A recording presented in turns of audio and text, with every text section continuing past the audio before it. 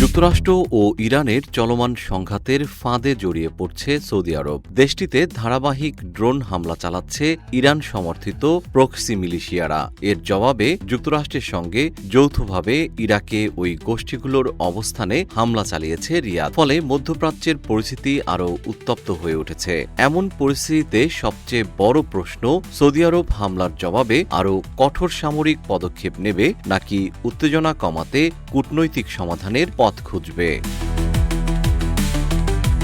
অর্থনীতিতে তেল নির্ভরতা কমিয়ে সৌদি যুবরাজ ভিশন 2030 কর্মসূচি বাস্তবায়ন করছেন। এই পরিকল্পনার মূল লক্ষ্য হল বিদেশি বিনিয়োগ আকর্ষণ, তেলের উপর নির্ভরতা কমিয়ে নতুন শিল্প গড়ে তোলা এবং ক্রমবর্ধমান তরুণ জনগোষ্ঠীর জন্য কর্মসংস্থান সৃষ্টি। এর অংশ হিসেবে ডেটা সেন্টারের মতো গুরুত্বপূর্ণ অবকাঠামো নির্মাণ করা হচ্ছে।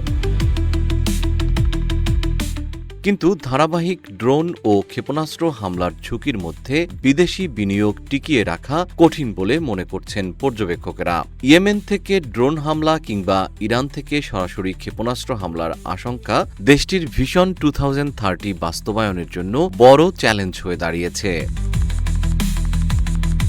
এমন বাস্তবতায় সৌদি আরবের সামনে একদিকে নিরাপত্তা নিশ্চিত করার প্রয়োজনীয়তা, অন্যদিকে অর্থনৈতিক রূপান্তরের লক্ষ্য অক্ষুণ্ণ রাখার চ্যালেঞ্জ তৈরি হয়েছে। বিশ্লেষকদের মতে সংঘাত দীর্ঘায়িত হলে শুধু সৌদি আরব নয়, পুরো মধ্যপ্রাচ্যের নিরাপত্তা, জ্বালানি বাজার এবং বৈশ্বিক অর্থনীতিতেও এর প্রভাব পড়তে পারে।